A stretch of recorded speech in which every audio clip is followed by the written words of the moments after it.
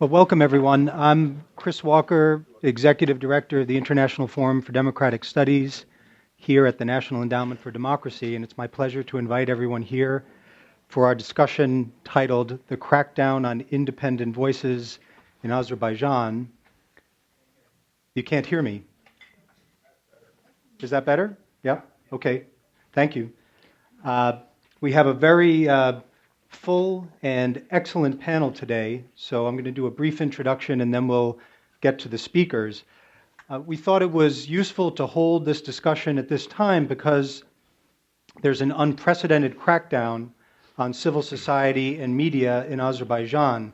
And while this country has long had a poor human rights record, there's a real question now whether the change that's occurring in Azerbaijan is one in degree or one in kind.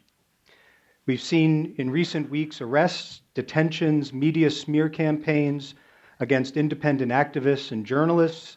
These are now a regular occurrence, and now some of the country's leading activists are in prison and under very severe threat. Among those that are now in detention include Khadija Ismailova, who's in her 5th week of imprisonment.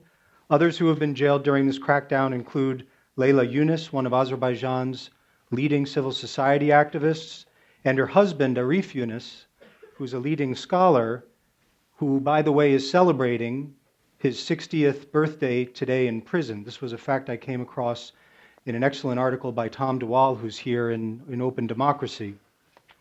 All of these cases have been the result of trumped-up processes that have ended up putting these people behind bars. So it's already within this very repressive environment in Azerbaijan that just before the end of the calendar year, Radio Free Europe, Radio Liberty's Azerbaijani service, Radio Azadlik, was closed down, and their office has been sealed, their staff has been harassed, prevented from doing their work. This is part of the larger pattern that we've seen in recent months, revealing the depth of the repression in Azerbaijan. It also happens at a time, I think it's important worth noting, that Azerbaijan has been eager and keen to find itself roles and membership in some of the leading regional and global rules-based bodies. The Council of Europe is one of them. Azerbaijan held a leadership position in the Council of Europe, chairing its Council of Ministers, and it raises some important questions about the assumptions we've had about governments who were invited into these rule-based organizations, many of these during the 1990s, under the assumption that they would improve their standards and rights records by virtue of the standards that were in these institutions. I think what we found is these assumptions have been sorely tested, not only by Azerbaijan, but by a number of other countries that have repressive human rights records that find themselves in these institutions. And finally, I'd note that there's a serious dilemma we confront in Azerbaijan, but this is true with other countries that have the sort of political profile and the degree of repression that the government in Baku pursues, and that is how stability and security are achieved. And I think what we routinely hear from these regimes is that their approach to alternative voices, to moderate voices, is one that will lead to stability and security in difficult times, both as a result of terrorism and other challenges. And I think what we're seeing in so many of these instances is that the marginalization and suppression of moderate voices can have precisely the opposite effect that is stated by these regimes. And I think this is something that needs to be scrutinized more clearly, and hopefully our panel can get into this in some way during our discussion today. So this issue and other issues, including the issue of what is precisely behind this intensifying crackdown in Azerbaijan, will be the basis of our discussion today. And to do this, we have a group of experts that are really first-rate. I'm not going to read their full introductions, which all of you have, all of their bio information. I'll just do a quick summary of their titles and affiliations, and then we can get into the discussion. We're going to do this as a conversation. There won't be formal prepared remarks at the outset. We'll have a discussion with the group that's here. Our speakers will respond to questions. We'll probably have at least a second round of questions. And then if time permits, we'll have some questions at the end of the discussion. Let me just say, before we get into the discussion, I'm always remiss if I don't mention this. For those of you following on social media, if you're following on Twitter, you can follow this presentation and contribute to the conversation by using the hashtag NEDEvents or by following the forum @ThinkDemocracy or the endowment @NEDDemocracy. So let me introduce our panelists, and they're all here now. We're joined by Tom Melia. Tom, good to see you. Let me start on the right with Miriam Lanskoy, my colleague at NED. Miriam Lanskoy is the Director for Europe and Eurasia Programs at the National Endowment for Democracy. To her left is Kenan Aliyev, who is the Director of Radio Free Europe, Radio Liberties, Azerbaijani Service. To my immediate right is Altay Goyushov, who is a Professor of Turkic History at Baku State University and is currently a Reagan-Fascell Democracy Fellow at NED. To my left is Audrey Altstadt, who's a Professor of History at the University of Massachusetts Amherst and is currently a Fellow at the Woodrow Wilson Center's Center for International Scholars at the Kennan Institute. To Audrey's left is Kathy Cosman, who's a Senior Policy Analyst at the U.S. Commission on International Religious Freedom. And to Kathy's left is Tom Melia, who is Deputy Assistant Secretary of State in the Bureau of Democracy, Human Rights and Labor, and is responsible for DRL's work in Europe, and this includes Russia, South Caucasus, countries of the Middle East, and North Africa region. I'd like to start the discussion with Altay Goyushov. And Altay, if I could ask you at the outset to give us an overview of what you see as the key points that are relevant and challenging the system and society in Azerbaijan today, if you would. Thank you very much, Chris. I would like to, in order to make the situation understandable for everyone, I would like to make a, Yes, put your mic on. Okay. What about this? Okay, thank you. I would like to make a kind of brief survey of what's going on in Azerbaijan during the last few years. And I'll start with the point that in the late 2008, government decided to shut down the FM airing of Radio Free Europe, BBC, and VOA. The reason for this shutdown was that, by then, government completely controlled the electronic media. The whole TV stations was under control of the government, no independent voices, nothing can have access to these TVs. And the government was preparing itself to the referendum in 2009. The reason for this referendum was they wanted to leave two-term limit on presidential power. And they didn't want this kind of discussion or independent discussion on this point. And the only places where this kind of independent discussions about this point could actually happen was the VOA or Radio Free Europe or BBC. And independent voices, as I said previously, they were not allowed to, state-controlled TVs. So government should shut down this broadcasts and proceeded with its referenda.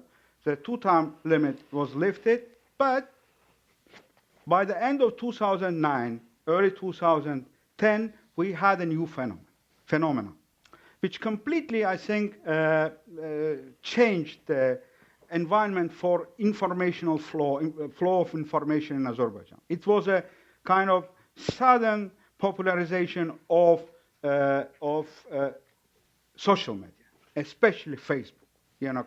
Government gradually, step by step, was building a kind of wall, protection wall from information, from independent information. And suddenly this wall was breached by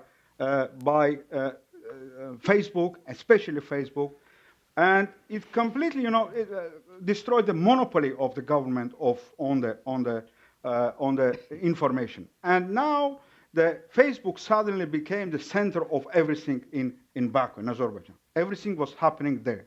New ideas, I don't know, discussions which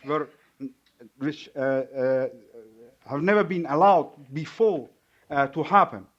And most important thing, of course, social mobilization and the kind of discussion on the points which before were hidden from the public, and the discussions also happenings of Facebook, they also transformed from the virtual life into the real life. For example, ideas like free thought university, which was very powerful kind of tool for the public to come and discuss the issues which were not before allowed to be discussed in state institutions because the lack of the academic freedom in the universities. So, of course, they also raised the political questions as well, social questions as well. The new political, let me say, organizations, youth organizations appeared because of this social and political mobilization which happened in the Facebook. And for example, they started thinking about the things which before were hidden from the public. For example, non-combat deaths in the army. Suddenly people, young people who, would go to to serve their military service because of the draft, because of the conscription, they started thinking and raising the issues why we have such a lot of non-combat deaths in the army. It's a normal thing to happen. And of course, they wanted to, protest these issues, to raise the awareness, to let the government to know that they are actually worried about this kind of things.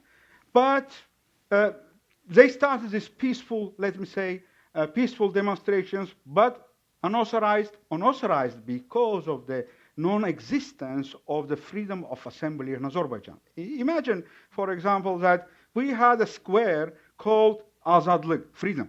It was a birthplace of Azerbaijani independent movement in the late 1980s during the Gorbachev perestroika, where people gathered and people started the idea of independence.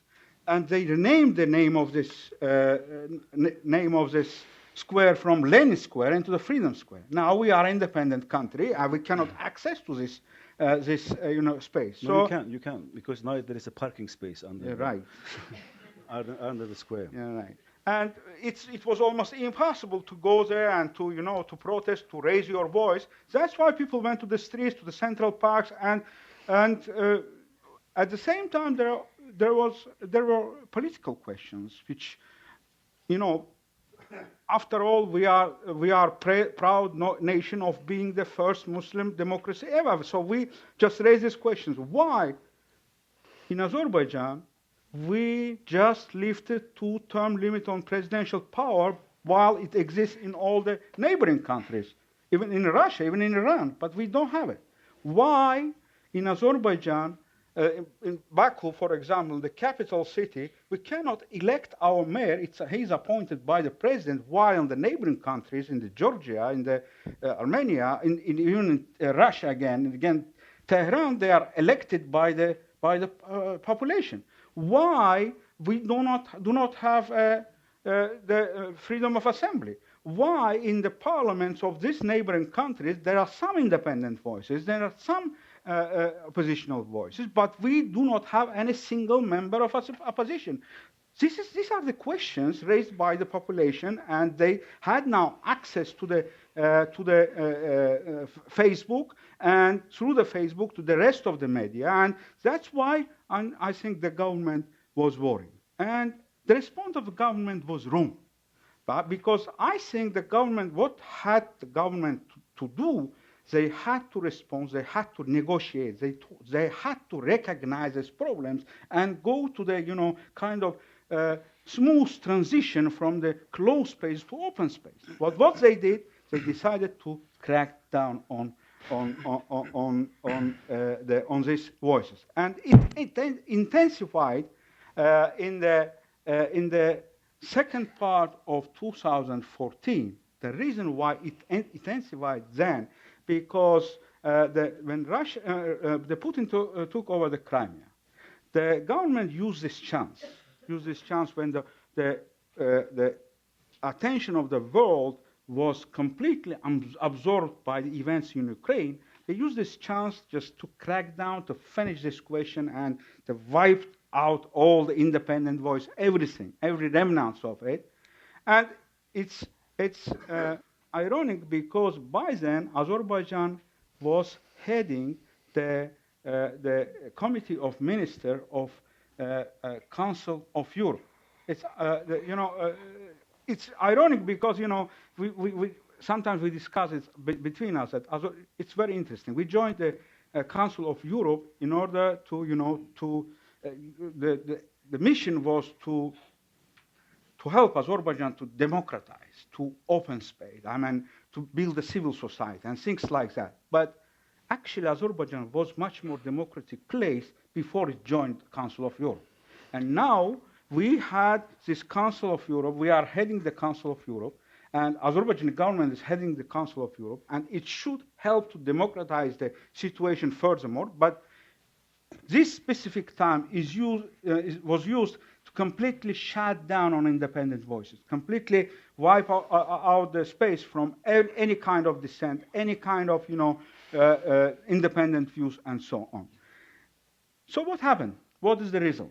The result is that now we are facing the situation. At the same time, when the government started doing this kind of things, what they did, they started the propaganda inside the country. So that saying that all of these independent organizations, all of these guys who wanted to raise these questions, they organized themselves, they raise the important issues, they are just implementing agenda drafted somewhere outside the country. They are the fifth column, and we now have a new kind of label. Yesterday I read about that. We are Trojan horses, actually.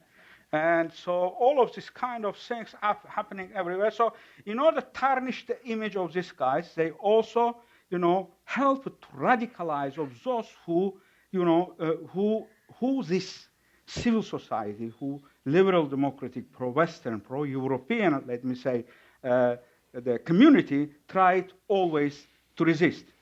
They tried to blame the West for everything, for that West, there's an intention of West. They would like to destabilize the country because they do not want to see the prosperity of the Muslim world. That's why they are behind of everything. Arab Spring, ISIS, Ukrainian events. Look what happened, what West did to Ukraine. And these guys who we are arresting now, putting in the prison, they intending to do the same thing. At the same time, within the country, when this kind of propaganda is going on, they are coming here to saying that we live in a very difficult geography. We have Iran, we have Russia. We need your help in order to keep the stabilization of the country. But what actually they are feeding anti-Western, anti-European propaganda, actually repeating the discourse of radicals and actually feeding the radicalization of the society. And when you don't have these guys, imagine these guys who always try to resist. I will tell you one story. In 2006, late 2007, one of Azerbaijani writers were detained on the charges of the inciting religious hatred.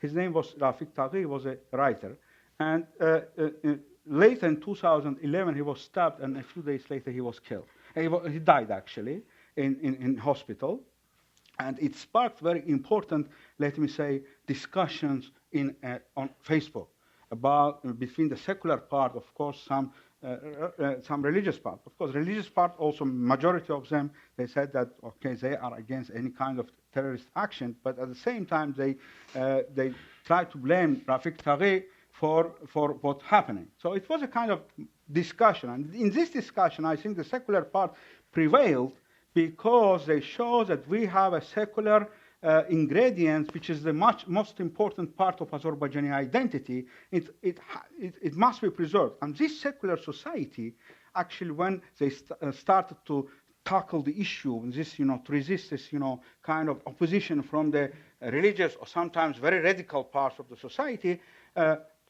this movement was led, for example, the Khadija Ismail. She's now in prison. Majority of these guys now imprisoned, left the country. And imagine we had this kind of discussion again after the Paris events, and you see, these people doesn't exist anymore.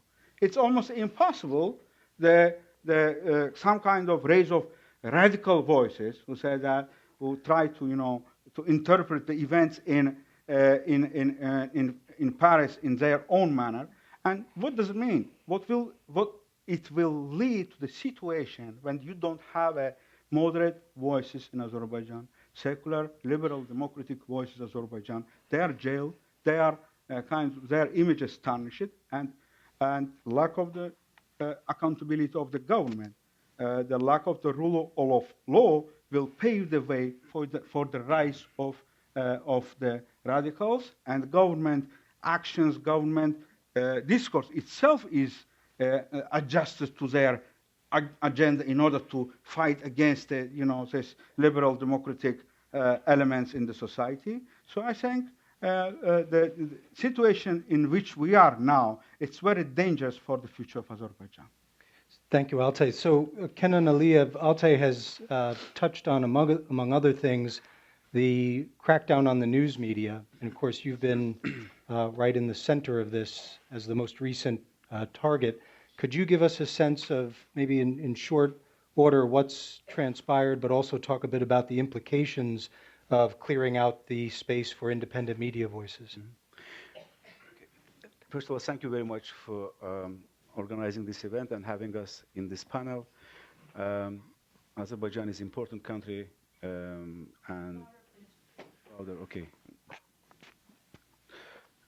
Azerbaijan is an important country in every sense of world of it, and I think it's important to talk about what's happening in Azerbaijan today. First of all, I would like to wrap up what's happening around RFRL operation in Azerbaijan. Just update you what's going on. Is the mic on? Mic is on, no? Okay. So first of all, an illegal raid was conducted against RFRL Baku Bureau on December 26. I start kind of hating this date, December 26. I'm sorry. I mean, I know it's an important date for many of people in the United States, but this is the same date government 6 years ago decided to shut down RFRL FM broadcast. So they picked the same date for the raid to the bureau. Why? Because the rest of the world is, celebrating, and nobody will pay attention. It was very cowardly attack. So it was perpetrated by Azeri law enforcement officials and police.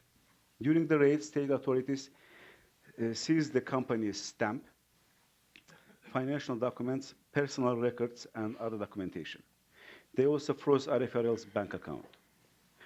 To this day, the office is sealed, with authorities having the only access, including access to the computers, including company and personal computers that were left inside. The raid violated Azerbaijan's international commitments and its own sovereign laws. The raid was also followed by a series of interrogation of RFRL journalists and staff members by forcible means. Employees were summoned at their houses, in many cases late on Saturday night. We don't understand the urgency why on Saturday and Sunday, suddenly, prosecutor office decided to conduct this investigation. Apparently, 20 investigators were sitting in the office and dragging people to the office. So, in many cases, our journalists were accompanied to the police station, to the police station first, and then to the prosecutor office. In one case, our journalist was taken from his home in his pajamas. They didn't give him a chance to put his shoes on. So again, it's an interesting way of conducting investigation. And so our journalists were threatened. Then the family members were threatened if they didn't comply. In one case, our journalist was outside of the country, and police detained our journalist's mother in Ganja. She was detained for 5 hours, and after her daughter called to her mother, police chief picked up the phone and said, "Your mother is here. Now you choose. You have a choice. Either you're coming back, or your mother is staying in detention." So after explaining that she's on an educational trip, police let her mother go, but promised to keep her back again until the journalist is returned to Azerbaijan. This is not the way of conducting normal investigation. And this is just only one incident I'm mentioning. There were a couple of serious incidents when police basically harassed the family members of our journalists, which is unacceptable. So our Baku bureau remains closed. Our bank account, as I said, is frozen. And for all intents and purposes, RFRL is not currently operating in Azerbaijan. Our investigative reporter, Khadija Ismailova, remains in jail, having been sentenced to 2 months pretrial detention on December 5 for inciting a colleague to attempt the suicide. Azerbaijan's human rights record speaks for itself. In addition to the systematic crackdown that authorities waged against civil society this year, of which there is an ample documented evidence, I'd remind audience of the statement issued by the President's Chief of Staff the day before Khadija's arrest, 2 days before. The statement, which also preceded the raid, characterized Radio Free Europe, Radio Liberty as a national security issue, labeling our reporters as foreign agents working against the interests of the country, with the aim to undermine the country's leading personalities and interests, and working on behalf of foreign patterns. What's happening against us and other NGOs in Azerbaijan is not casual. It is orchestrated and systematic, and has nothing to do with the individual activities of any one of our organizations. I'm confident that we can defend our actions in any relevant and independent court. Sadly, none of those exist today in Azerbaijan. It's hard to find any justice in Azerbaijani courts today. And if you look at what's happening in our court system, it's and the way the case is conducted, it's easy to understand. We are determined to vigorously oppose the police assault on our bureau and our journalists. We will welcome the United States and international support in fighting back this attack on free press in Azerbaijan, and in fighting back against what will be concerted efforts to mischaracterize and misinform about the situation. We are at the turning point in Azeri society regarding the rule of law and freedoms, and the essential democratic right of people to ask questions of authorities, identify problems, engage in an uncensored discussion, and hold its leaders accountable. On this point, we must be clear. RFRL will continue to fulfill its mandate to bring informed and independent news and information to Azeri audience on all platforms available to us. We will not waver. This is, I'm sorry, it sounded like a statement, what I said, but this is the good news, for example, I can give to you, that starting from Friday, Radio Liberty restored its signature show called Azadlık Live, and we're now broadcasting on radio, on satellite, and we're planning to rebuild all the shows that we lost in Baku, including the one which was run by Khadija Ismailova called After Work. Basically, yes, we are under attack, but we will not be silenced. This is not what Radio Liberty is about. Our work is mandated by the US Congress. It's congressionally funded institution, and we are mandated to continue to broadcast to Azerbaijan, and I can assure you and anyone, including the government of Azerbaijan, that we will continue to do our work. We have very good reputation in Azerbaijan. We are connected with our audience, and we will stay connected. But again, what happened to RFRL is not just an exclusive attack. This has been going on for many, many years. And only this year, we can name at least 5 institutions that have had to leave Azerbaijan. IREX is one of them. NDI was kicked out of Azerbaijan. The other organizations, Peace Corps just suspended its operation in Azerbaijan. Radio liberty was very important and is still important for the society in Azerbaijan because it continues, let's say, for example, even covering the Armenian-Azerbaijani conflict from the position of peace. This was only a place where people in Azerbaijan could come and talk to their colleagues in Georgia and Armenia. We have a show called Caucasus Crossroad. Last discussion, for example, was about food. There was a big disagreement between Azeri and Armenian and Georgian colleagues about origins of Caucasian food, which is normal. But that's the discussion radio was allowing to people have. That we are normal, we can discuss our problems, we can discuss our issues. Okay, I think there is. Third time's a charm. Who is behind this? I don't know. Okay. So we were focusing on many topics which actually were non-political. Sometimes I was criticized that we're giving too much time to literature. For me, literature is the freedom of expression, and we have a special project called Reading Room, and annually we hold a competition on freedom of expression. Like anybody can submit its essay competition, and it is still very successful project. Because that's the essence of the free speech.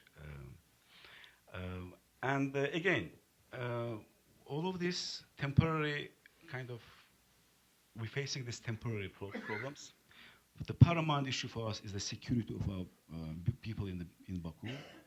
And I urge Azeri authorities to not to harass, not to arrest, and treat these people, most of them citizens of Azerbaijan, all of them citizens of Azerbaijan. They'll find people, the people who committed to free speech, to their work, to their families. They should be left alone. And this is not the way the country which projects itself as a friend of the United States should act. Friends don't raid the friends' gardens or the offices. They don't put people in jail just because they criticize the United States.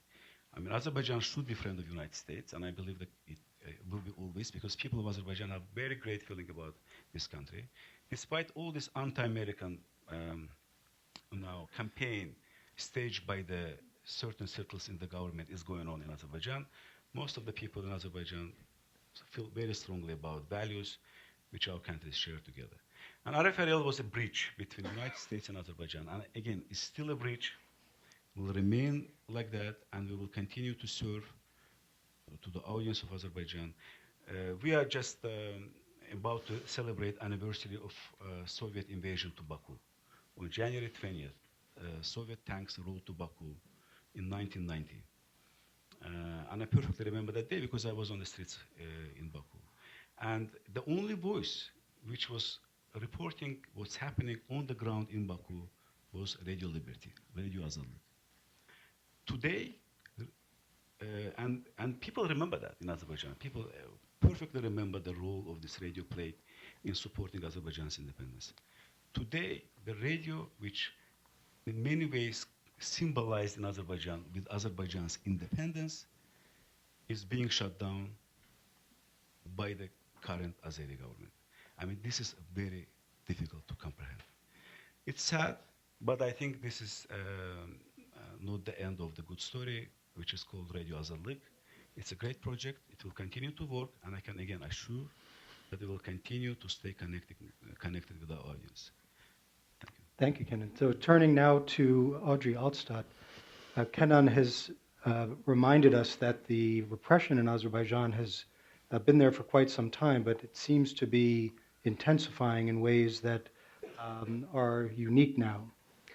Could you give your sense in the wider context of what is behind this intensification and the growing crackdown there? Yeah, thank you, Chris. And I'd like to also thank NED for organizing this panel and for the opportunity to speak here. As a historian, I can't only look at the last few weeks or years, of course, so bear with me while I single out a couple of significant trends, which I think we see if we look at Azerbaijan's history in a much larger context, both geopolitical and also historical. As many of the people in this room are well aware, Azerbaijan is the only country that borders both Iran and Russia. And that puts it in a really unique position. Ruling circles have pointed out that this means that Azerbaijan has certain vulnerabilities. It is going to be subject to pressures from both of these sides. And it's really true that any government that sits in Baku is going to have to deal with pressures of all sorts from both Iran and Russia. And of course, when you think about the fact that something like 17% of the areas of the country is occupied by Armenian forces, that's also another sort of ongoing geopolitical and historical situation that, again, any government would certainly have to deal with. And so when the government says that it is at risk in terms of its independence and internal stability, then I need to ask one more question, which is it that the wave of arrests of the last year in particular and those that preceded it in previous years are in fact a threat to Azerbaijan's statehood, independence, stability in that regard? Or is it that these things are in fact a threat to the ruling regime and to ruling circles? And I think if we were going to be very particular, scholarly, and so on about this, you'd really want to look case by case and see which instances may potentially be construed as a threat to independent statehood or to internal stability, and which ones are in fact threats to the regime. And the great majority of those which are well known, which are publicized, about which we've heard here today, are pretty clearly a threat to the regime and not to the statehood or to the independence of Azerbaijan itself. Another component of this long-term of Azerbaijan's geopolitical position between Russia and Iran is that today it bears many of the qualities, both cultural and political, of both of those neighbors, the northern one of which ruled it for about the last 200 years before post-Soviet independence, and the southern one of which ruled it for a great many centuries prior to that.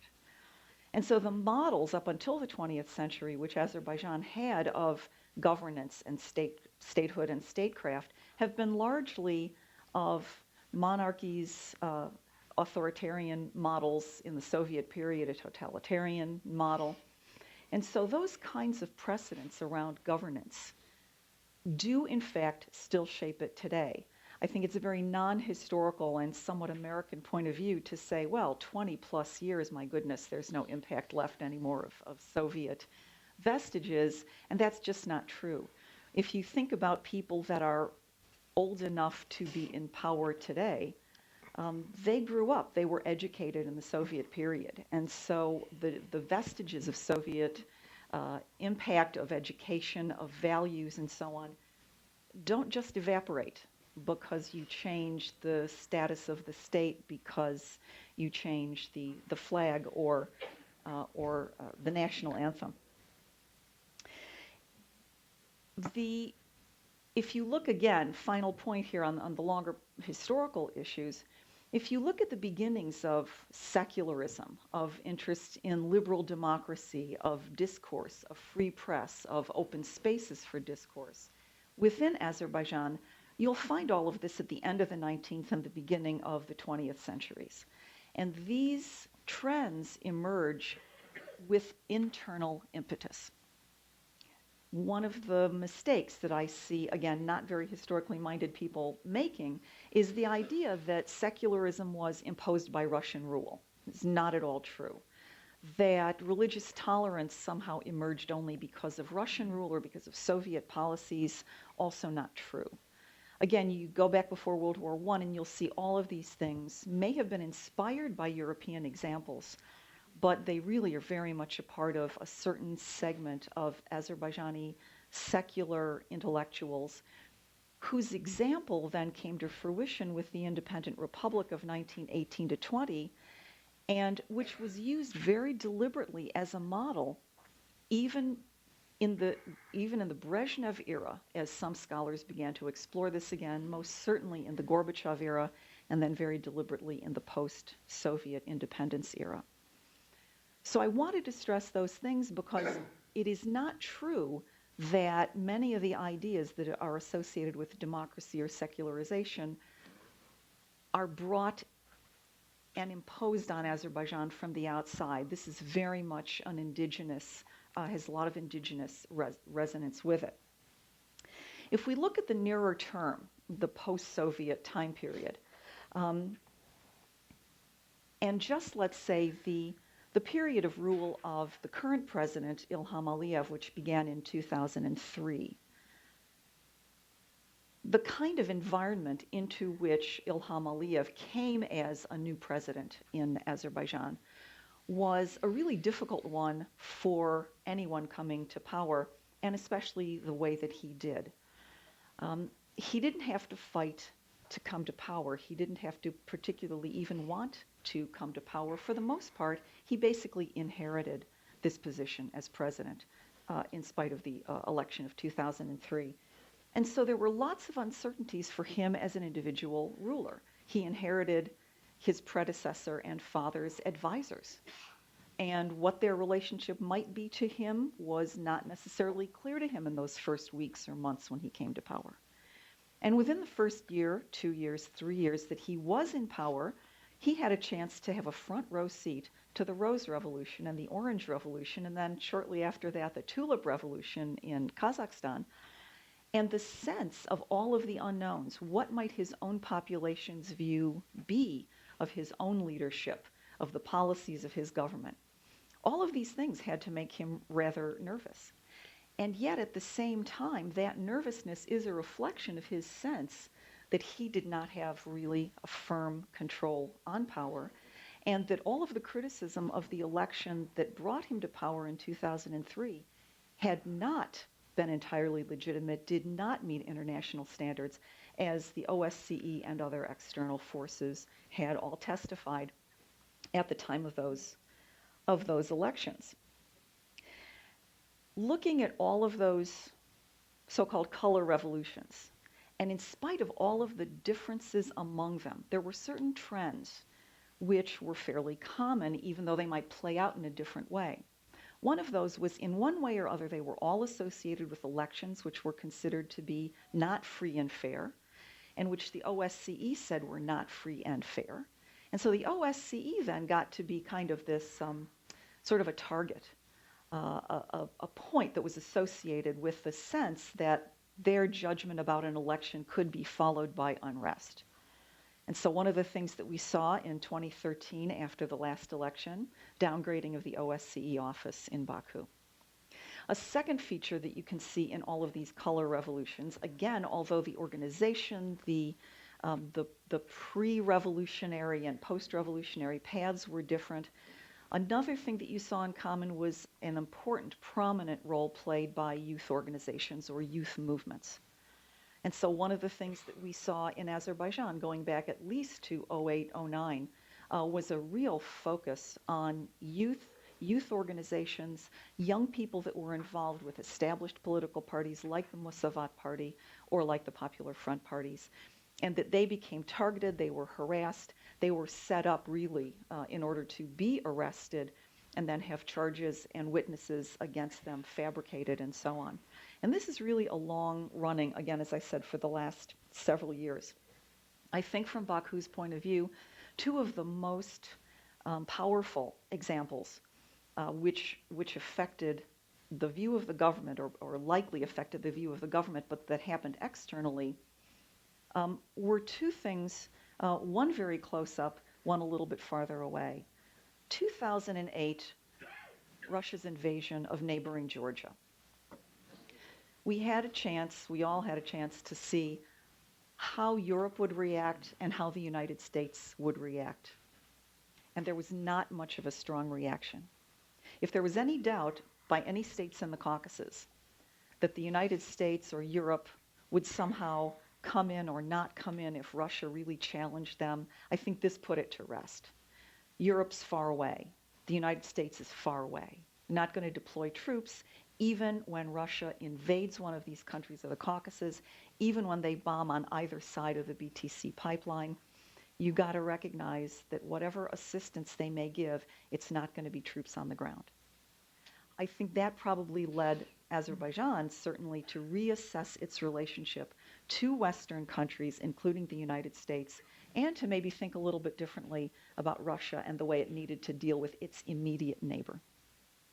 Then the second thing, which I think was a major point, was the Arab Spring. Azerbaijan was not quite in a position to be that vulnerable to the kind of thing that we saw in the Arab Spring. And yet it emphasized something which my colleague Altay Malim here pointed out, that this social media issue, the ability of young people to be mobilized and to mobilize one another through social media, was something that had become completely beyond the state's control in all of those other countries and in this one as well. And so over a long period of time of these several years, I think the regime had a chance to look at its vulnerabilities and to look at its potential opportunities in terms of shaping the potential critics against itself. In 2012, when the Eurovision Song Contest was about to take place in Azerbaijan, there was tremendous internal and also tremendous external discussion of all of the preparation. And some of the preparation had to do with forcing people out of their homes, raising buildings so you could build very lavish venues for Eurovision. And the criticism that they got, the attraction to human rights violations that were forced upon both domestic and foreign observers as a result of preparation for the Eurovision Song Contest, were a real embarrassment to the government. And they don't want that happening again as we approach 2015 with the European Games. So gradually, the increase, I think, in looking at ways to control potential critics and potential venues for criticism really became much, much higher on the list of urgent matters for the government. And so when you look at this whole environment and then you add in the whole issue of the last year of Kiev, of Russia's behavior, of the seizure of Crimea, and echo of 2008, the degree or not such a degree of European and U.S. responses to that, although they were incredibly effective, the economic sanctions and so on have been much more effective, I think, than people were expecting. It was not that immediate boots on the ground kind of response. And I think Azerbaijan looked at that and said, okay, we understand that we can and must talk the talk and keep up all the positives, all the real positives that Azerbaijan has in terms of relationship or potential relations with the rest of the world, trade and so on, but that they could get away without really walking the walk. They could really largely do what they could do. And I think that in contextual terms and in terms of causation, I think those are the kinds of things that contributed to the situation that both my colleagues have already described. Thank you very much, Audrey, for the larger view. Now we'll focus in a little bit with Kathy Cosman on the issue of religion and what she sees as the most critical points on that subject, and whether the authorities are handling this issue in a way that is encouraging stability and security, or whether there are other dimensions to that we should focus on. Thank you very much, and thanks to Ned for inviting me. I just want to point out a few general facts about the religious situation in Azerbaijan, because it's not all that much discussed. It's the only post-Soviet country that's majority Shia. It's 65% Shia and 35% Sunni, sort of like Iraq in that sense. And also like Iraq, it has a long tradition of secularism, both in a positive sense, as Audrey pointed out, dating especially back to the pre-Soviet period, and then of course strongly, very strongly in the Soviet period, and I would argue, and I will mention later, in the current period as well. In fact, the Azerbaijan law on religion has been amended 14 times since it was first passed in the late 1990s. Some would say that religious identity, to some extent, has absorbed some of the energy that political parties used to have and still, of course, have in Azerbaijan, simply because, well, political parties have met the kind of situation that has already been described ably by my colleagues. I also wanted to point to a book on Islam in Azerbaijan, written by Arif Yunus, whose 60th birthday is today. It's an excellent study, and one of the things that he does, which I will cite a bit later on, is that he has done survey work on attitudes towards religion in Azerbaijan. Admittedly, that survey dates back to 2003, and unfortunately, since he's currently sitting in a jail cell, and of course, the situation in Azerbaijan has changed so dramatically, I very much doubt that such a survey could be conducted on the professional level that he conducted it those 11 years ago. So how does the religious identity play in terms of broader international movements in regard to Azerbaijan? As Audrey has ably spelled out, the tension between the Iranian and the Russian traditions vis-a-vis and long relations and dominance of Azerbaijan, that also figures in the religious activity and religious identity of different groups within Azerbaijan. So, for example, taking some of the more extreme examples, obviously some people from the Shia community have joined Hezbollah, have sympathy with Hezbollah. Also, a village or a small town called Nardaran has long been strongly independent Shia, and has most of the leaders of the Islamic Party of Azerbaijan hail from Nardaran, but I also hasten to say that a senior figure from the town of Nardaran has recently issued a statement extremely critical of what is of the Charlie Hebdo attack, saying that it's totally incompatible with Islam. The Islamic Party of Azerbaijan was registered. It has been deregistered, and in fact, 5 leading figures of the Islamic Party are now in jail. They seem to be subjected to particularly harsh treatment.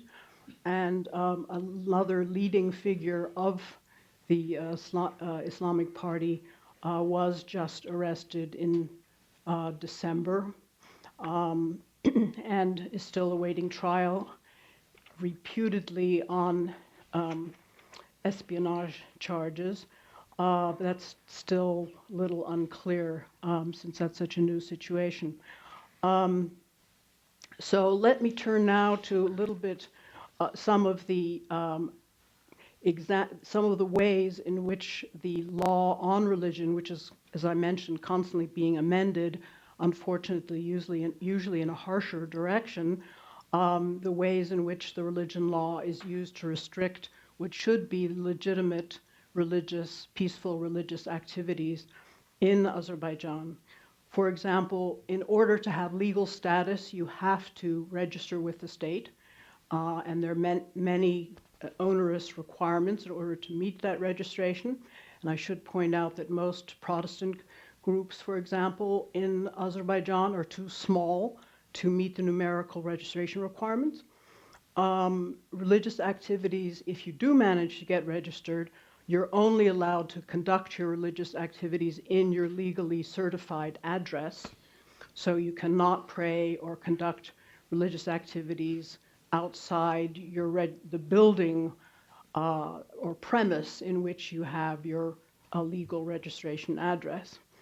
Azerbaijan has long led the way in terms of government censorship of religious materials of all kinds, and a specific official permit is required to produce, import, export, and distribute any religious materials.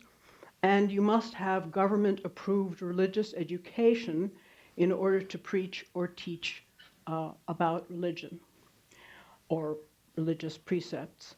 In spring of last year, the parliament adopted further restrictions on religious and other groups in Azerbaijan, such as NGOs, reportedly and purportedly to prevent the spread of religious extremism and foreign missionary organizations by requiring additional and more onerous financial reporting requirements. Violations of the religion law are subject to administrative fines, including for failing to register with the state, or if you hold religious meetings or ceremonies without specific state approval, or if you hold religious activity outside your registered address, as I mentioned before. In 2010, these fines were increased 16-fold from the previous year, and violations of legal requirements that children be barred from religious education are subject to criminal penalties with a possible 2-year term of imprisonment. Muslims are subject to additional restrictions which do not apply to other faiths. Now, you might think, well, why would Muslims be more restricted than other groups? And that's precisely because potential mobilization for political activities could also from religious groups. And of course, the government is fully aware of that potential. For example, in 2008, there was an unpublished government order that prayer is not allowed outside of mosques, and police enforced this ban. In 2010, the Ministry of Education introduced a standard school uniform that banned the hijab, or the Islamic headscarf, which resulted in a mass petition campaign and numerous demonstrations to protest this hijab ban. And I should say that of the 51 religious prisoners which my organization published information on the specific cases about back in late April of last year, the majority of them were sentenced for participating in unauthorized demonstrations. Of course, some religious leaders got much more severe sentences, allegedly for alleged unconstitutional activities. I want to cite a little bit from Arif's book, as I mentioned before. And because some of his findings I find particularly interesting, and of course, who knows what the current findings would be, but for example, even though the younger generation is more religious, they don't necessarily attend mosque services regularly, and they are opposed to the emphasis on the Shia-Sunni division. Now that may have changed as people get better informed on Islam, but I really don't know what the current situation would be. Perhaps others do, of course. And Islam appeals particularly to the well-educated and the relatively well-off people in Azerbaijan. Among the most unpopular Azerbaijan officials are exactly those who are involved in the official religious structures, particularly because they are seen as poorly educated. Most of them have been around for forever and a day, and were, Soviet products. I wanted to also discuss a little bit about, again, based on Arif's study, views among the people interviewed on foreign countries. 22% only have positive views of Iran. 64% have positive views on Turkey, 42% on Arab states, and 38% positive about the West. Of the people interviewed who, as a group, were well educated and majority Azeri nationality, only 3% proclaim themselves to be atheist. But 58%, even though they identified as Muslims, did not specify whether they were Shia or Sunni. And 55% felt that Islam had a positive view inside, an influence inside Azerbaijan, while 56% had a positive view on freedom of religion or belief. When it came to the question of Muslims who converted to other religions, however, 67% were opposed to such conversions. As I mentioned before, of the group studied, only 12% regularly attend mosque services, and 63% favored the study of Islam in schools and universities. There's a lot more I could say, and a lot more that's not particularly well known.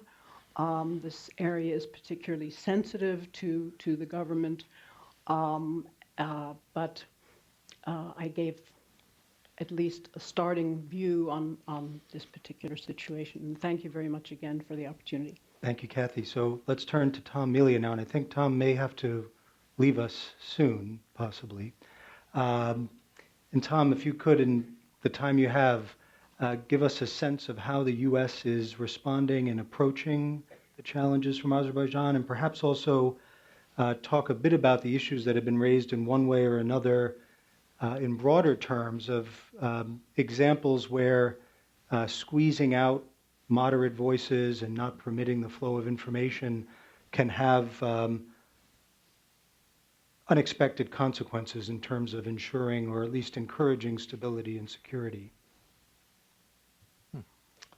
Okay, thanks, Chris, and thanks to the colleagues here at the National Endowment for Democracy for not only for the ongoing support you give to independent voices in Azerbaijan and around the world, but to the intellectual leadership in convening gatherings like this and in the publication of the well-read, often thumbed Journal of Democracy and other things that come out from the endowment to keep us thinking harder and hopefully smarter about how we can be doing the right things.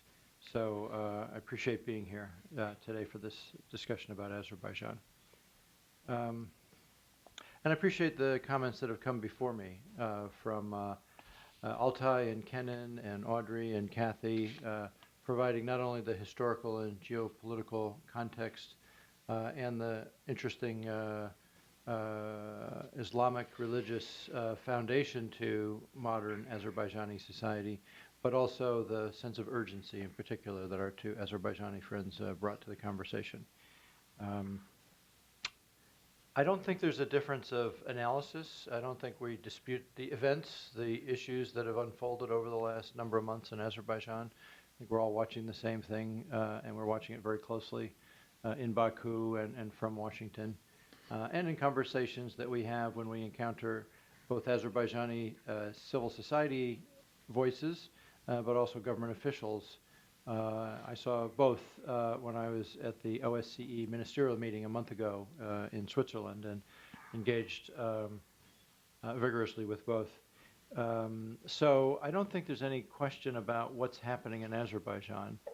And I think it's important to, as we consider our ongoing response to this, and as you know, you've seen in the last couple of weeks, there's been a couple of statements that have come out from the State Department. One of them included a reference to the fact that our Secretary of State had called President Aliyev in late December to raise our concerns about the ongoing campaign against both American institutions, but as importantly, perhaps more importantly, against Azerbaijani voices who are being quieted these days.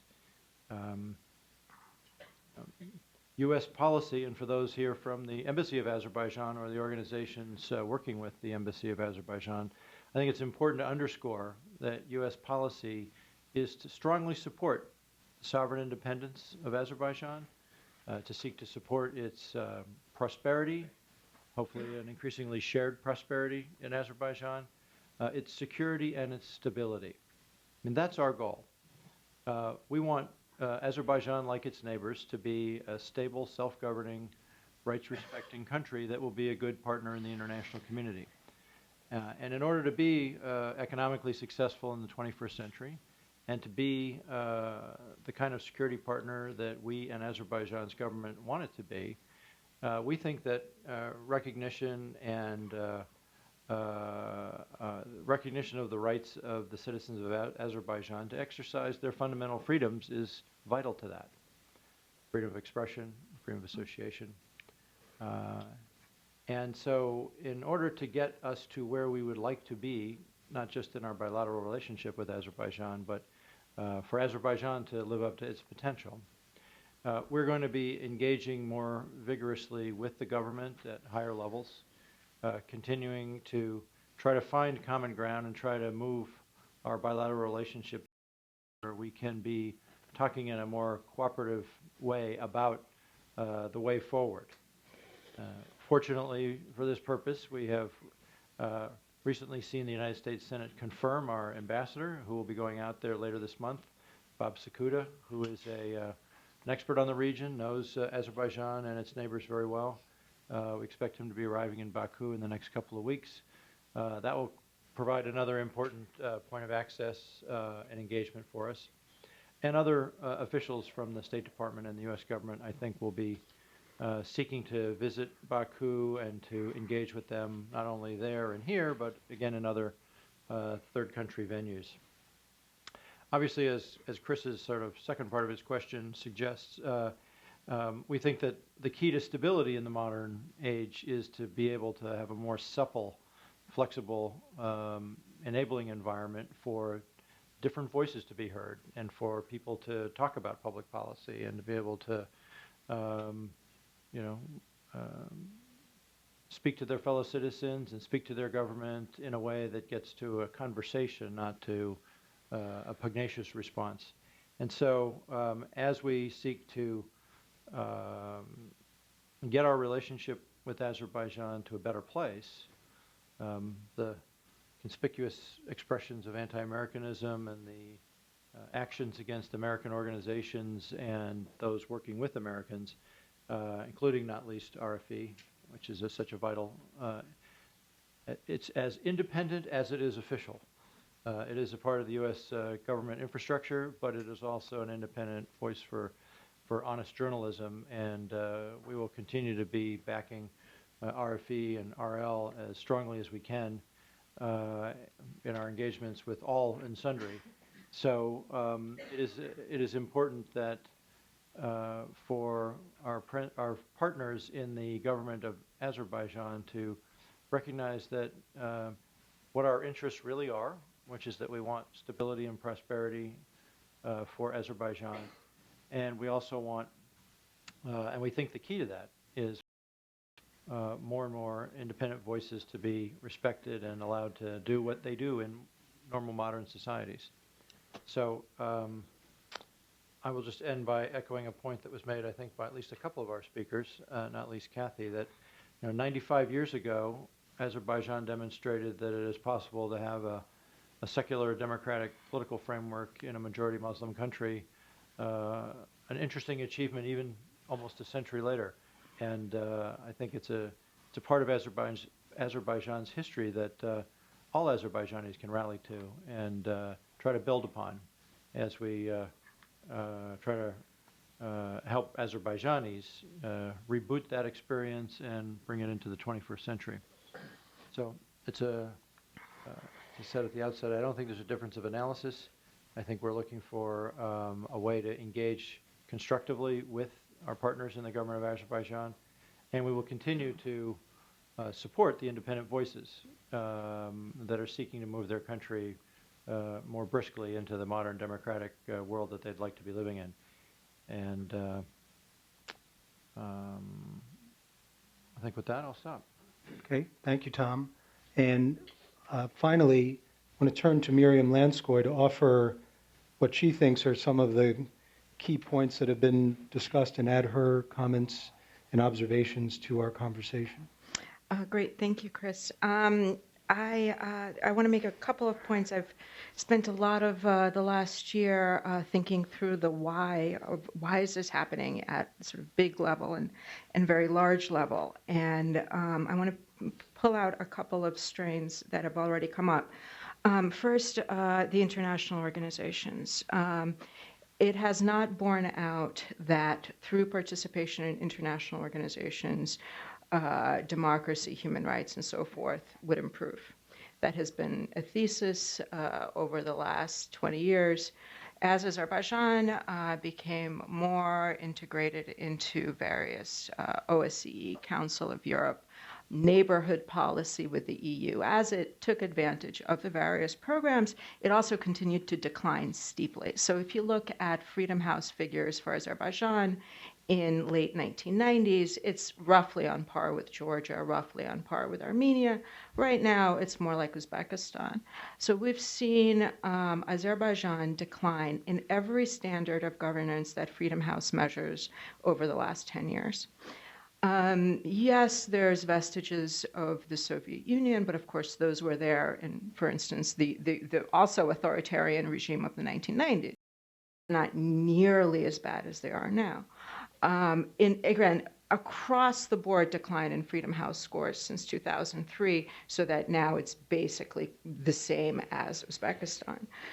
At the same time, Azerbaijan can be a member in good standing chair bodies of the Council of Europe. At the same time, it can be feted in Washington as a strategic partner while this crackdown is going on.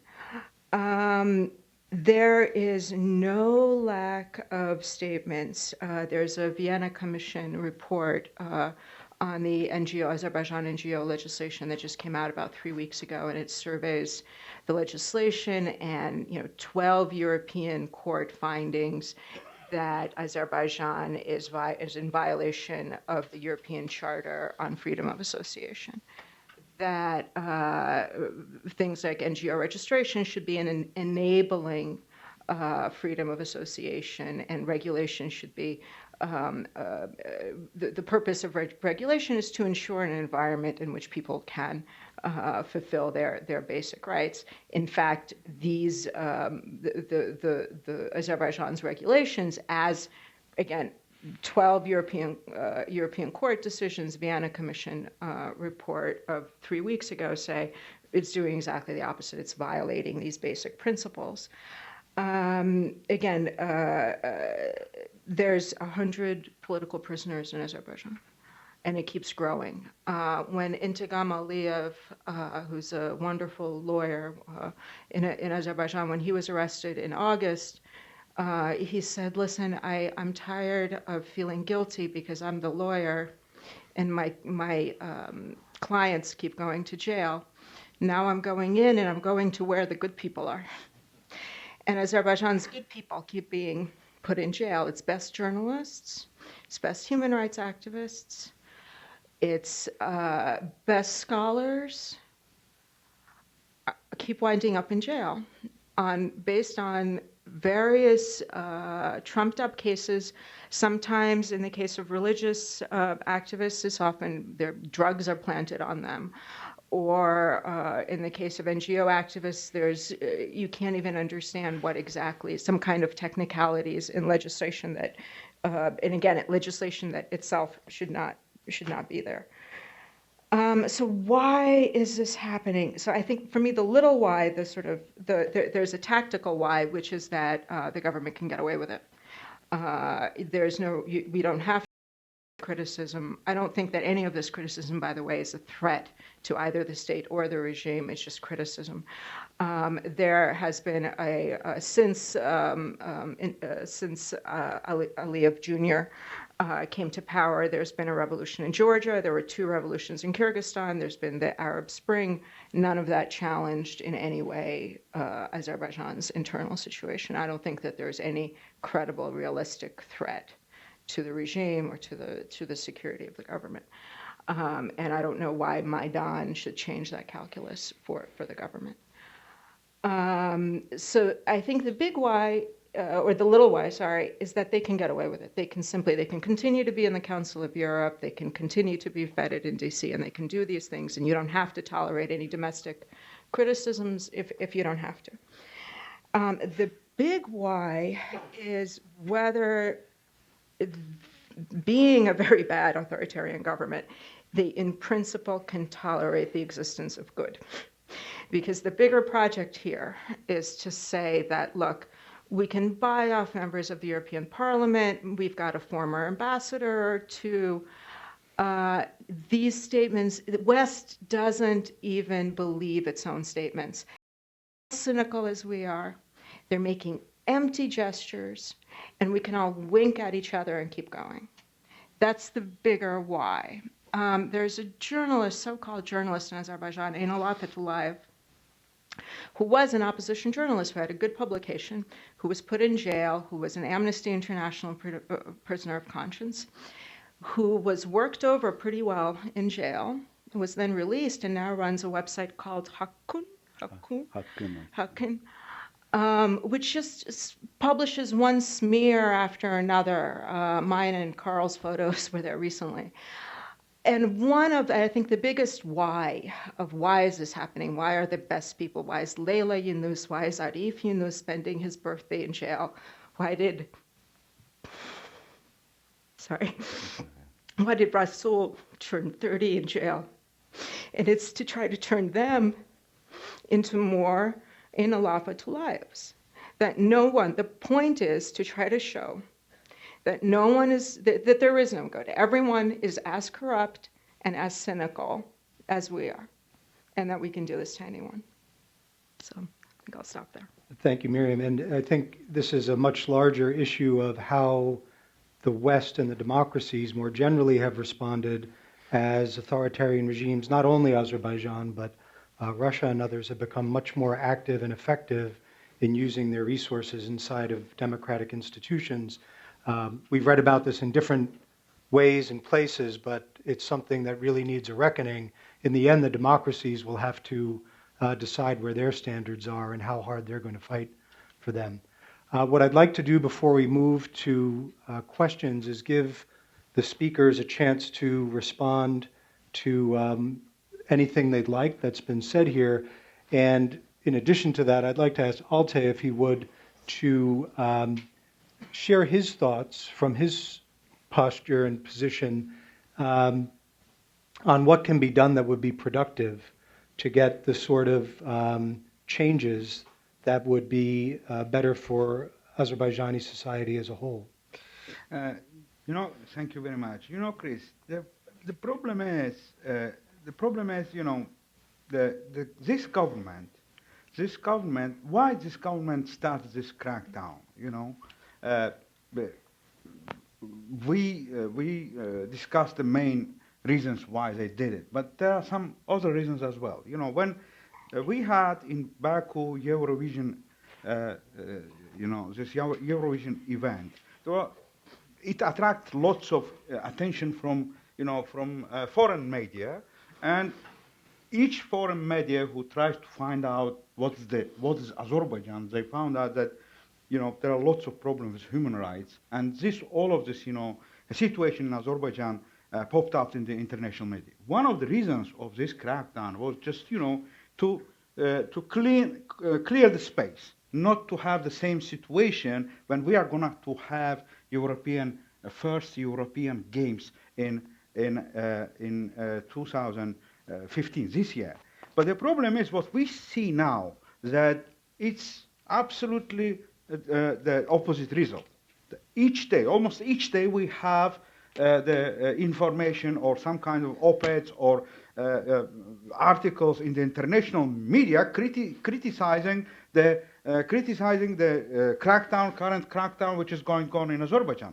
So the problem is the this government is trying to do good for its purposes, but the result always is different than they expect. So they are kind of calculating in a wrong, let me say, manner.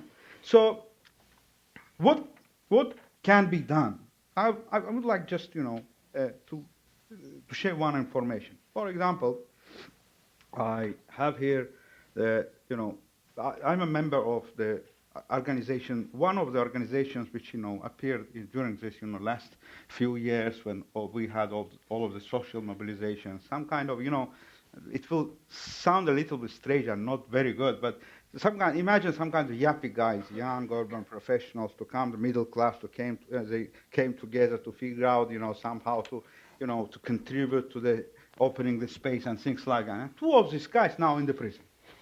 One of them, the leader of the action organization, who was the head of the school, European school of political school, established actually by Council of Europe in Azerbaijan, and they have branches all over the all of the region. And one of the branches was in Baku, and Ilgar Mehmed, who is now in the prison, was head of the institutions. He's now in the prison, and we had a few, let me say, the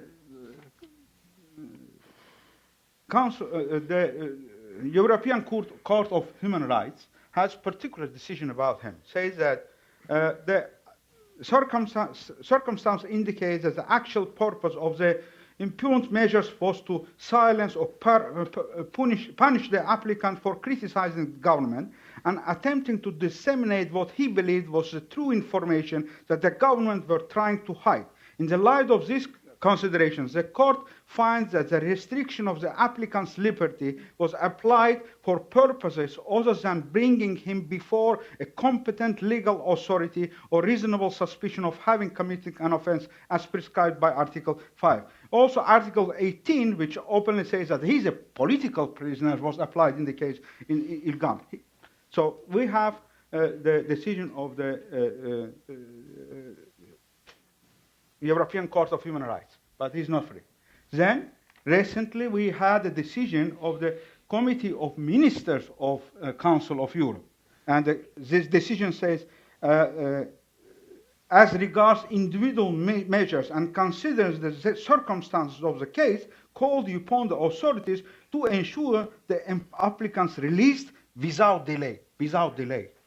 But he's not still in the prison.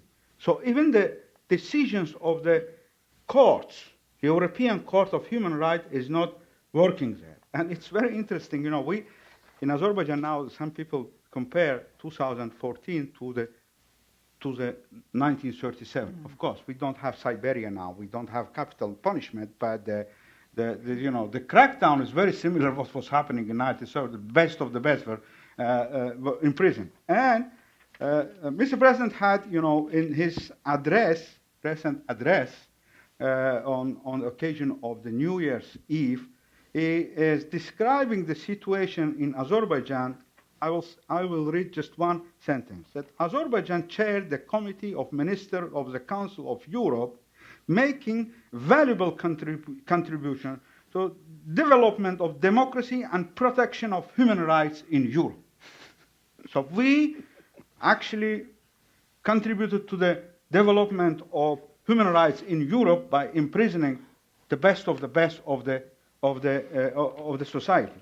So I think, in this case, it should be reminded, Azerbaijani government, that you are doing it to avoid some bad consequences. But the result is you always have the opposite results. So what you are doing now eventually will end, not you expect, but on the contrary, what you don't want to expect, what you don't want to face. So this is very important. We have now 2015 European Olympics. I mean, so-called European Games, first ever. It's going to be held in Baku. While in Baku, in Azerbaijan, you have this kind of situation with human rights, it will mar the first games. It will mar its kind of image. So this is very important to deliver this information to the Azerbaijan leadership that unavoidable is coming. Unavoidable is coming. So must be dealt with the situation. And another important thing I think that here, I mean, always Azerbaijan, it's not human rights, democracy, open society, I mean, all of these things, not just, for the kind of philanthropist, let me say, purposes. It's because democratic states, they are safe states. So democracy needed also for the safety of, for the security of the world. It's not just, that you can ignore it. Because if you ignore the democracy, if you ignore human rights, it's not the danger for only your own society. It's danger for the region. It's a danger for a bad example for others, and it's also the danger for the future of the world. So I think in this case, all of these things should be taken into account and delivered in a very clear manner to Azerbaijani leadership. That if you are not going to deal with the situation, if you don't stop your crackdown, you're going to face the real difficult changes. Consequences. Thank you. Thank you, Tom. And I would just note on a related issue of the crackdown, there's this astonishing point that so many of the lawyers who are representing activists in Azerbaijan now are finding themselves disbarred as they attempt to help these activists. And it raises the question of whether the International Bar Association or other such institutions can pay closer attention to this to try to buck this very disturbing trend. So we have just a few minutes for questions. For those who have them, I'd ask that you identify yourself and keep your intervention to a question. Let's start with the gentleman here on the aisle.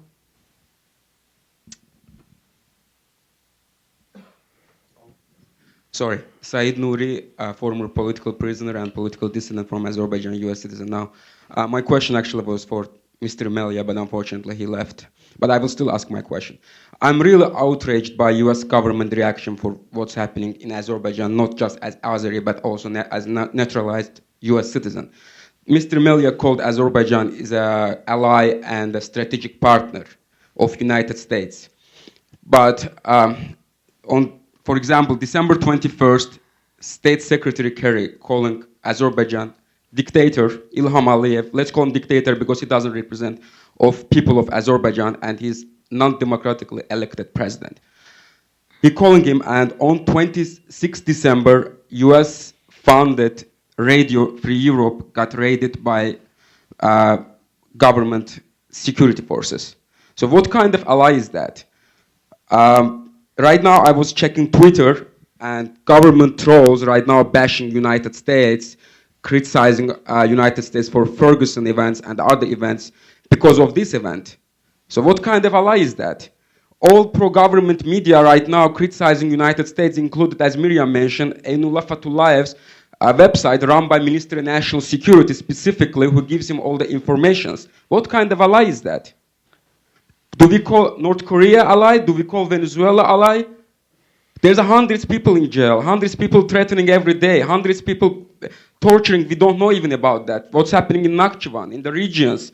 Do we know all of that? We know Leyla Yunus because she's famous. We know Khadija because she's famous. But there's many other activists. We don't know about them. We don't know about their families. Everyone looking at us, at United States. I'm speechless. I'm sorry. But this is every year just State Department reaction. We are concerned, we are concerned, we are concerned. And situation is getting worse, worse, worse. Of course it's going to get worse. If I was a dictator, I also will arrest everyone. There should be consequences. Why are we implementing sanctions on Venezuela? Why we don't do the same thing on Azerbaijan? Is Azerbaijan more bigger player in the region? It's ridiculous. I'm sorry. Let's take another comment from over here. Hello, Matthew Hale from Freedom House. Given that Azerbaijan is ranked 122nd by Transparency International's corruption perception, given that you've had the recent arrest of investigative journalist Khadija Ismailova, I'm curious about the doing business environment in Azerbaijan and what the rule of law that's been demonstrated by the fact that there are such politicized trials going on at the moment means for US companies and their ability to operate in Azerbaijan to engage with the government there. Let's take one last question. We'll have responses from the speakers. Elmar Shakhtakhtinsky of Azerbaijan Americans for Democracy.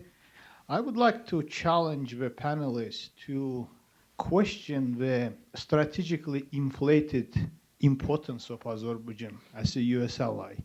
And Azerbaijan, according to, you can look at that CIA fact book, has less than 0.5% of world oil reserves. Its gas reserves are behind Uzbekistan.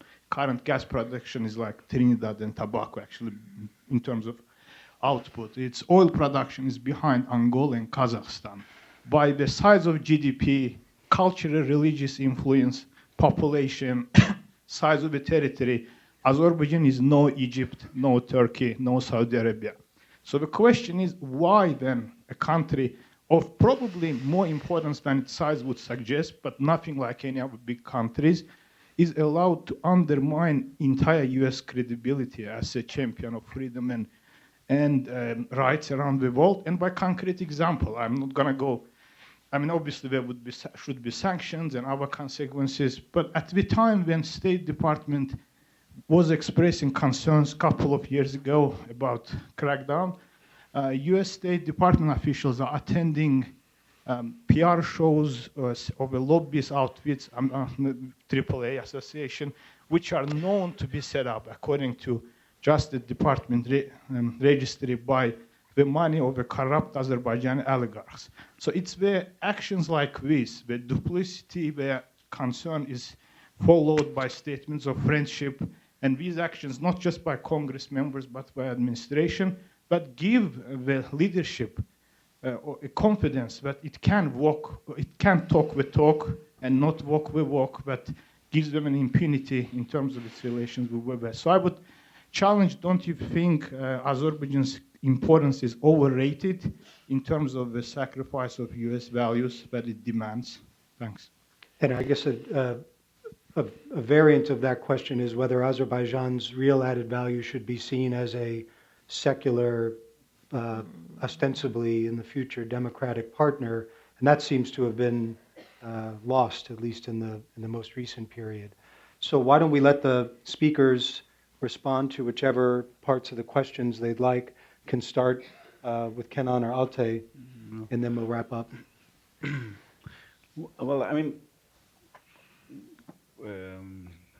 Said raised a legitimate point. When you look at even Azerbaijan's current media landscape, let's say foreign media presence in Azerbaijan, Russian official media has 5 news agencies and newspapers present in Azerbaijan. Interfax, Itartas, RIA Novosti. They all have bureaus in Baku, and nobody is even thinking of raiding them and checking their financial credibility.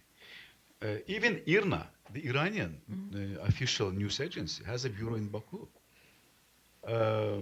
But United States now has no bureau of any media which is like supported. It's independent but supported by congressional funding, has presence in Azerbaijan.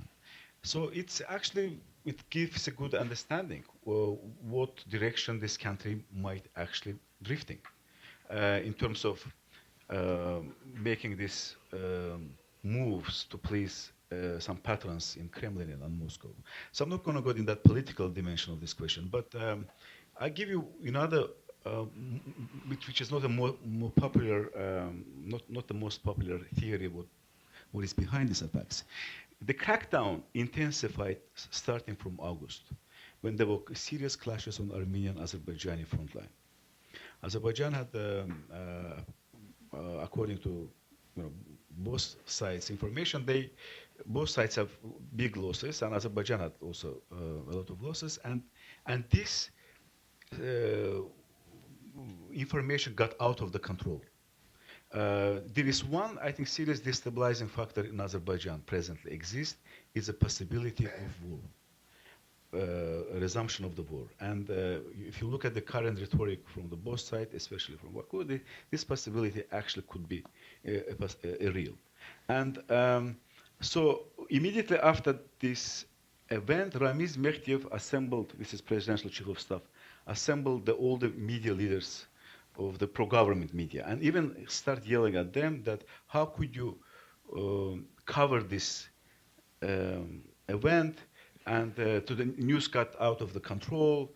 There were panic on social media. This news was circulated that Azerbaijanis are losing kind of villages, and so it really, I think, made the government very nervous about that they can lose control over the information, because after that event, where also at that event, Ramiz Mehdi mentioned Radio Liberty and other foreign broadcasters, but Radio Liberty was mentioned specifically, that these organizations are agents, they represent a national security threat. So I think that even right now, I think the government is basically trying to take total control over the media. And again, the possibility of some kind of resumption of the conflict, it could be one of the factors behind these moves. But the other one also, again, as I said, like moving more toward Russia, like this is like what we're talking to experts, and this is the more analysis, that country is basically, Aliyev is acting basically like a Putin. He's very established model. You make your move and then establish facts on the ground and let everybody else adapt to these realities. And this is what's happening. I would stop here. Okay. No, go ahead. Altay, yeah, go ahead. Just to add something what Kenan just said, that question was that why they are after the American NGOs, American institutions, and they do not touch Russian or even Iranian institutions, and that one of Azerbaijani officials actually responded to this, that actually Iranians and Russians, they do not criticize us for violation of human rights. So that's why they are after American institutions and NGOs. Regarding the point, this is very important. This is very important that quiet diplomacy is not working anymore. I mean, useless. We see even the decisions of the Court of Human Rights is not working. So, and the problem is not working in the case of improvement of the situation in Azerbaijan, but it's working vice versa. For example, the Council of Europe is completely image of the Council of Europe is completely destroyed in Azerbaijan, because Council of Europe was not able to change or democratize Azerbaijan, but Azerbaijan completely changed the Council of Europe. So this is very important point, and so that's why I think we have really take this thing seriously. It's very important. And Audrey, Kathy? Yep. I do have a comment on two of the other questions that were raised. The question on business climate is, I think, a very significant one, and it's a great question, which I've been asking people in the business world for quite a few years now, and I never get a very clear-cut answer about why business continues to go along fairly regularly. And it reminds me to some extent of the example of Aramco in Saudi Arabia, that they're in a bubble. And there are certain conditions that are created that are favorable for businesses. And they seem to be working with that. And overall, they're not terribly concerned about some of the human rights and other political conditions in the country. That's the fruit of my inquiries, which I realize is not an answer. But I wanted to say it because there doesn't seem to be a very good answer out there. And the other question about Mr. Shakhtatinsky, strategically inflated view of Azerbaijan as a U.S. ally. I think Azerbaijan really is an important potential country in that region. I usually describe it, because I deal with American audiences most often, and we look at a big map of the former Soviet Union, and here's tiny little Azerbaijan. And I really dislike that because it makes it seem unimportant because it's small. But I compare it to the Adam's apple in the body, that it's at a strategically important location, It's bordering both Iran and Russia at the same time is important. The energy is important, but of course, the total output, as you point out, is not so significant as some of the other countries. But if you ask a nuanced question, in other words, would we rather have Azerbaijan have good relations with the US and more distant relations from Russia, or would we rather have more distant relations from the US and lean closer to Russia, which I think is really what the choice is in their minds. They may know that their choice. Why is not clear? There is still a great interest in maintaining ties with the Western countries, playing in the same league with the Western countries. That ultimately is something that Azerbaijan can choose in the short run, whether it wants to be lumped with Russia and Central Asia or whether it wants to be lumped with the Western countries.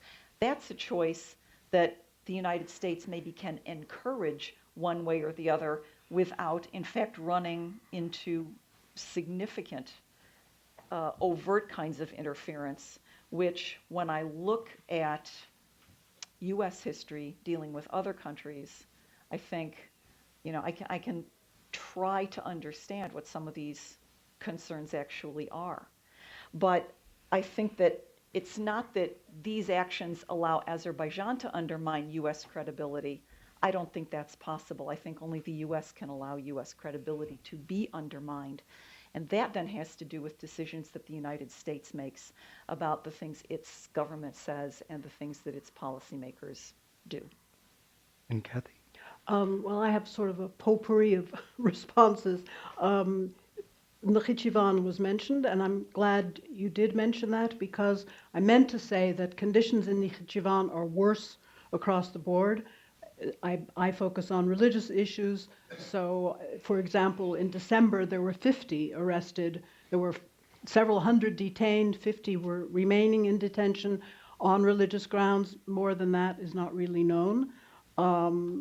So they, I believe, are all Shia. I also should mention that in October 2012, both the Council of Europe and the OSCE issued a joint opinion that the Azerbaijan religion law violates its international religious commitments. As far as oil in Azerbaijan, I used to be very involved in labor questions, and I think the issue of labor conditions for workers in oil facilities is also a large question about which I personally don't know, but I suspect there's a lot to be said there, and not only labor conditions, but also environmental questions. When I was recently in Azerbaijan, I was told that due to a dam having been built in an area where people in the know said it should not have been built, because of all the high-rises being built now in Baku, pressure is being put on the soft land on which Baku is built and is putting undue pressure on a dam. And if that dam bursts, all of Baku will be put under many feet of water. I haven't gotten confirmation of this, but I think this is an interesting thing to follow out. And finally, why Azerbaijan has been important to the U.S. I think one also needs to mention its role in the Northern Distribution Network, which presumably for supply of non-lethal military supplies to Afghanistan. Presumably that is less important now, but nevertheless it is an important, that it went two routes, north-south, but it also went east-west, and Azerbaijan was important in that respect. So that's my potpourri of answers. And let's have final word from Miriam. Sure, thank you. I want to respond to some of the geopolitical kind of points. In terms of Azerbaijan's overall orientation, I think it's shifting, and maybe we're not fully reacting as quickly as we should be, but there can be there could have been interesting debates about who believes what in governing structures of Azerbaijan before the Ramiz Mekhtiev article. You could have had interesting debates. This is a 50-page article called The Politics of Double Standards that's coming from the head of the presidential administration of Azerbaijan that basically says that the collapse of the Soviet Union was the first of the color revolutions instigated by one party of the Cold War in order to become in order to put in place a unipolar world. And it sort of goes on in that vein, and it then links to that hypothesis a lot of the local civil society and opposition actors. And it's extremely anti-American. I mean, obviously, it's an attack on the United States, and it's coming from the head of the presidential administration. So you can't really you can't say Putin made me do it or Rouhani made me do it. Ramiz Mekhtiev has been there for over 20 years. He's served both post-Soviet presidents. You just can't. I don't see a credible threat from Russia, at least not a public one.